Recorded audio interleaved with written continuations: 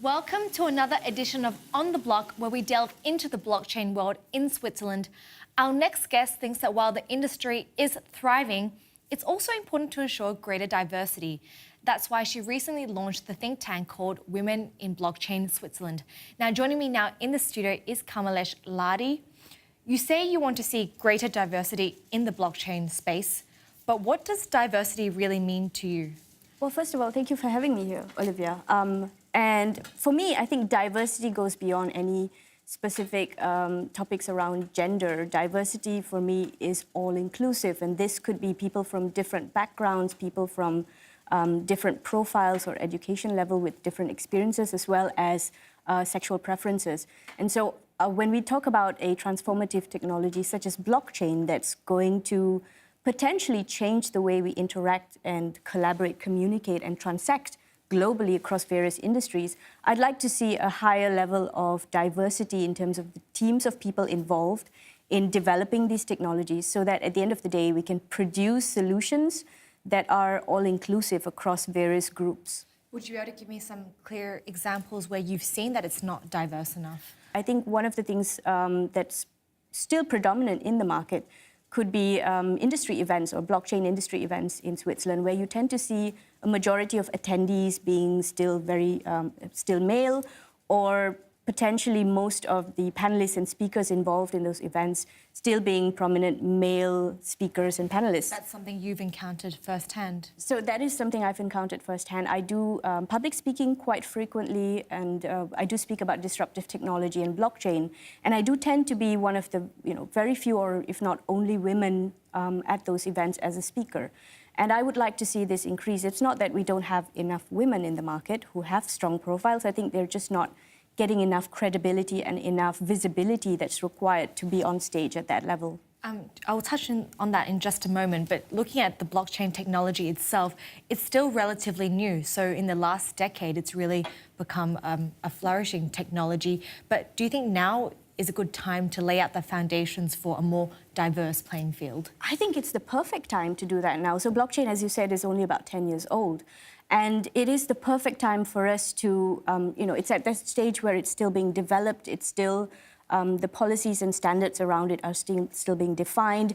There is no set hard and fast rule around how the technology is going to be implemented and applied within industries. And so I think this is the perfect time to get that diversity element fixed in there, so that we can identify companies, makers, regulators, developers, basically every stakeholder within the industry, and try to induce this sort of diversity element within that landscape at the very beginning. And it's also a great time to get women involved in this space. Well, as you mentioned, it's not a matter of skills per se, it's actually about visibility.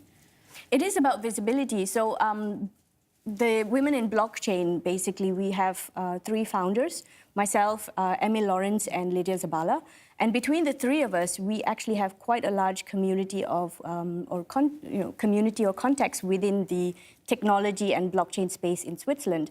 And so we are able to identify women who are standing out in some of these fields, and they're not getting the visibility that's required to be, for example, a speaker at an industry event. And this is something we hope to change. What do you think is actually deterring women from attending these blockchain events? You've mentioned before that when you sometimes go to industry events, it's male dominant. I think one of the elements is that it is male dominant. It can be slightly intimidating for some women who are not active in the space to attend. The other deterrent may be the fact that blockchain is seen as such a mystical technology. It's brand new, it's seen as very technical. Maybe many people don't understand what it is yet, or they don't have enough understanding about it yet. And so that might deter some women from attending because they feel they don't know enough about the events or the topics to be at those events. The other thing could be the fact that most of the events today are targeting women in a way where they want to present knowledge to them. And I think the way to engage with women for a lot of these blockchain events or industry events would be to get them embedded and involved, to help them to utilize the knowledge that they do have, as well as to help them gain and build the knowledge that they would like to have within the space. But you think blockchain as a technology overall can also be an enabler of getting more diverse groups into the space? I do believe that. So blockchain has the potential to create this sort of decentralized environment. It has the potential to, it is a liberating technology to a certain extent because it can change the way we interact and transact with one another. And I think, for example, if you... An accessible technology as well. It is a very accessible technology, and this was something that was surprising for me. Most people tend to think that it is something that's very technical. You need a strong technology background to understand and utilize it. I am a programmer by training, so this was the first role I had within organizations. I was doing coding. This was about 20 years ago. But what it's inspired me to do is go back into coding to understand how this technology works and what is the core of it. And I was very surprised to find that you actually don't need a strong technology background to understand blockchain and to be able to utilize it, because what it does is it's a change in the way we operate as a business. It's a change in the way the business models are designed, rather than a very technology-based change. The technology is just an enabler for this change. And something that everyone can tap into is also creating accessibility in terms of accessing banking services as well. Exactly. So we have about 2 billion people across the globe who are unbanked at the moment. However, most of them do actually have mobile devices, and so and access to the internet. So more than 50% of the global population have access to, are connected to the internet. And so with this mobile device and access to apps, for example, you very quickly get access to an exchange wallet that could potentially give you access to banking facilities, which you traditionally wouldn't have access to as a person from a developing country. And so I see the potential to create an entirely new environment across the globe is huge for us. Now in Switzerland, you're already doing your part trying to get more voices and more faces into this blockchain sphere. What else could be an effective strategy beyond a think tank? So I would like to clarify a little bit about what the think tank is, though, because I think that is one of the differentiating factors. So traditionally, when we have women in tech or women in blockchain type events, they tend to be big events where lots of women are attracted to them, and you have presentations offered. Once you go home, you don't know what to do next in that space. And I think what we're trying to do within the think tank environment is to push for change in terms of ideas and networks. And we want to mobilize experts and ideas within this community to influence the blockchain environment. And one of the ways we're doing that is to create a community of strong profiles where we can offer solutions to some of the key challenges that are being faced within the blockchain environment. I want to spend a little time looking at your career. Obviously, you have been very focused on digital transformation in the last 15 years, but recently, as of the last 2 years, the focus has veered towards blockchain. So what was this aha moment for you? The aha moment was really when we were doing assessments of organizations. So part of disruptive and transformation projects that we do is we look at trend analysis. And one of the things that we noticed when we looked at technology disruptors was 5 years ago, the impact and value that blockchain could bring to an organization was fairly low. And within that 5-year span, the impact and value of blockchain increased significantly. And so this was one aha moment for me where I realized, okay, this technology, beyond being just talked about quite a lot in the market, it has a potential to disrupt organizations and disrupt entire ecosystems. So I started to deep dive a little bit more into disruptive business models around blockchain, and that helped as well. And you work with a lot of Fortune 500 companies across Asia and Europe. From your experience, what has that conversation been like, getting those at the top to adopt new technologies like blockchain? So does it take a bit of convincing? It does take a bit of convincing. I think there is a little bit of mindset change that's required, and this is for sure not across the board.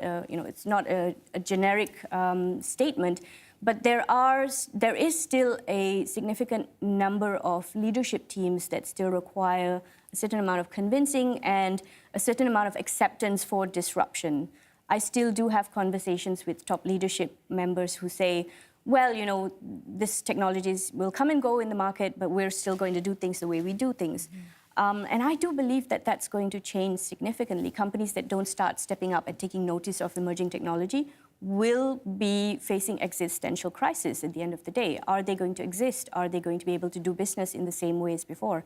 And I'm not just talking about financial services. I'm talking about every single industry in the market today. Right. Beyond banking services and the financial industry, what other industries, maybe also in Switzerland, do you think could be tapping into the potential behind blockchain technology more? I think healthcare is definitely one key area. So there are quite a few health tech companies that are looking at blockchain application. For example, one is called HIT Foundation, where they're looking at democratizing the patient information. That could be very interesting. And of course, when you look at supply chain across the board, that is definitely an area. So any organization that's involved in supply chain of movement and tracking of goods is going to be disrupted by blockchain technology as well. What advice can you give to a Swiss business owner who might be watching this, who is considering adopting blockchain technology but does not know how to approach it?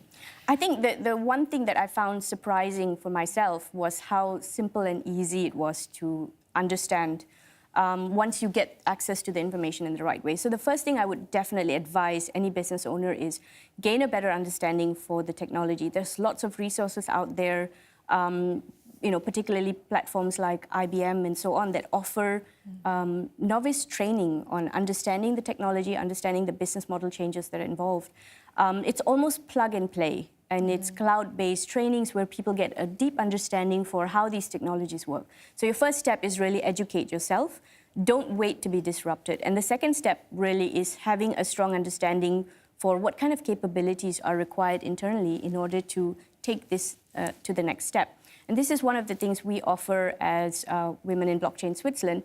We would like to collaborate with corporate members to basically help them educate employees, male and female, in terms of understanding blockchain technology and application within the organization as well. Some other benefits of blockchain technology obviously is increasing operational efficiency or maybe reducing costs. But what are the downsides to this technology? There are a couple of downsides because, as we said earlier, the technology is about 10 years old, so it's still in the development phase. So things like how do you implement it within the existing corporate or enterprise environment? How do you leverage the existing business infrastructure that you have? So your current infrastructure might be maybe 20, 30 years old. How do you apply the latest technology within that space?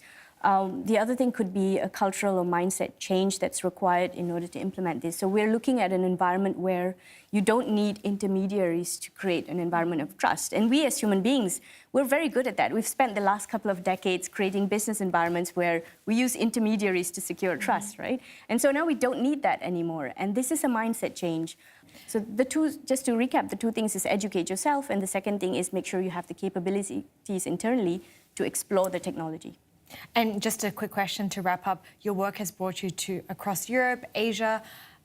Throughout all these travels, where do you see Switzerland? Do you think we're on the right track to developing ourselves as a leading blockchain hub? I think Switzerland is right up there in terms of you have the right infrastructure here, you have the capabilities, the knowledge, and the appetite for blockchain technology to be developed. So it's one of the top in the world, I would say. What is, or an area that I feel needs to be further pushed, or I would like to be a little bit provocative, I think the market is a little bit risk averse. And here I would like to see more enterprises, more organizations, more business leaders taking that leap of faith and looking into exploration, but also going beyond exploration and looking at creating pilots and proof of concepts that actually go to market. And so I would like to see more of a provocative environment where we test our boundaries a little bit more in Switzerland. Thank you very much, Ms. Lardi. Thank you for having me.